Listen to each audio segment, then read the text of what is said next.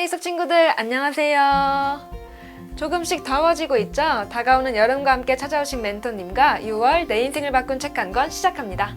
네, 안녕하세요. 저는 이제 카이스트 전기 및 전자공학부에서 박사과정으로 재학 중인 권용휘라고 합니다. 네, 용희 멘토님께서 오늘 소개해 주실 책은 무엇인가요? 네, 제가 오늘 추천할 책은 로건 슬레이터의 스키너의 심리상자의 열기입니다.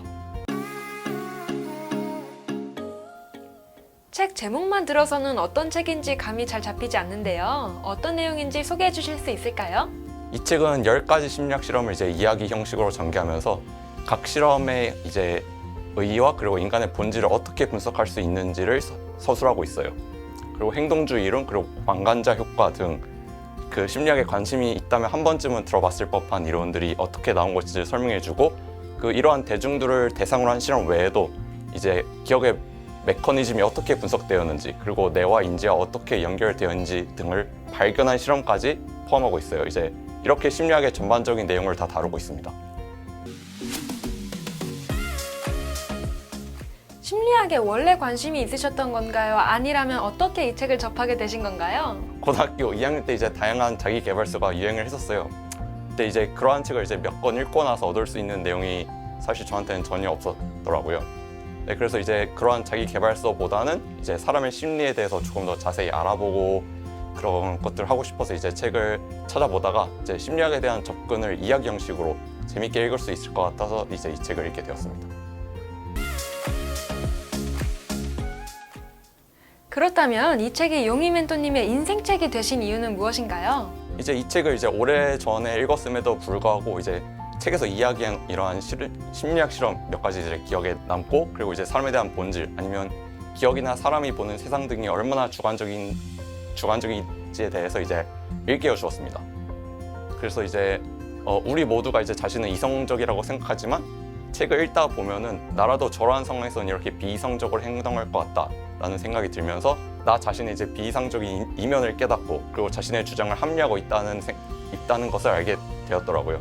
그리고 이 책을 읽고 나면 자신이 보는 세상이 얼마나 주관적인지 다시 한번 생각하게 되고, 그리고 자신의 말과 행동을 하기 전에 한 번 더 생각할 수 있게 되어서 저의 인생책이 되었습니다.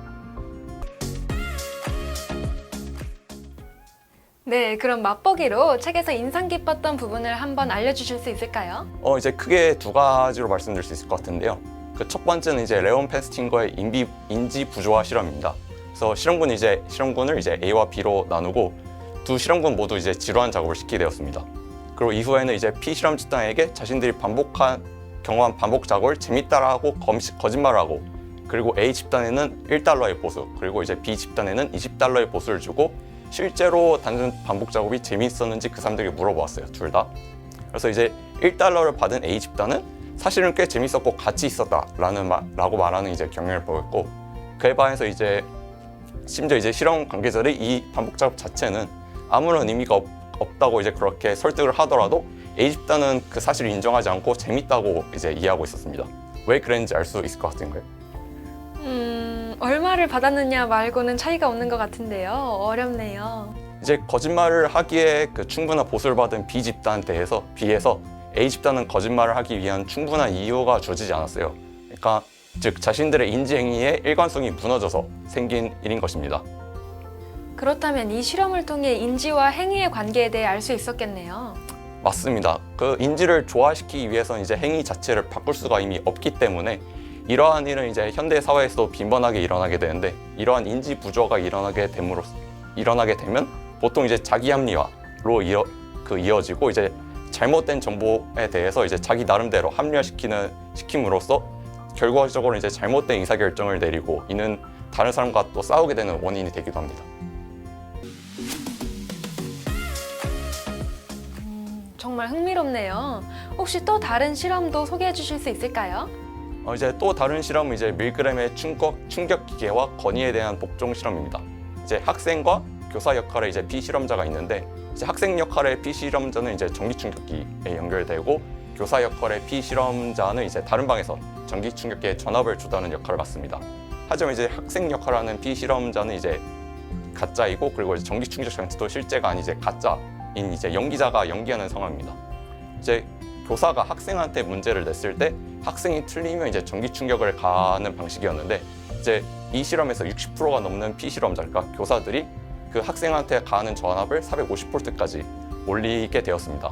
근데 이제 300V까지 올리면은 그 연기자인 학생들은 그 고통스러워하는 연기를 함에도 불구하고 그 피실험자인 실제 피실험자인 교사들은 이제 그 교사님 큰 이거에 관계없이 300V까지도 올리면서 그런 고통스러운 모습을 보면서도 전기 충격을 가하게 되었습니다. 300V까지만 올려도 학생들이 고통스러운 모습을 보였는데도 교사 역할의 피실험자가 계속해서 지시에 따라 전압을 올렸다는 거죠.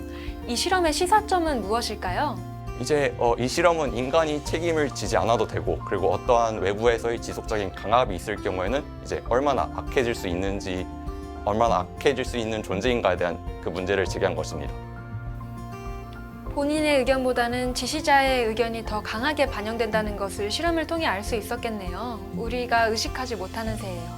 네, 맞습니다. 이제 우리가 하는 행동에는 이제 집단이나 권위자의 의견이 더 강하게 반영되어 있을 수도 있고, 그럼에도 불구하고 이제 이러한 것 자체를 인식하지 못할 수 있는 상황이라는 것이죠.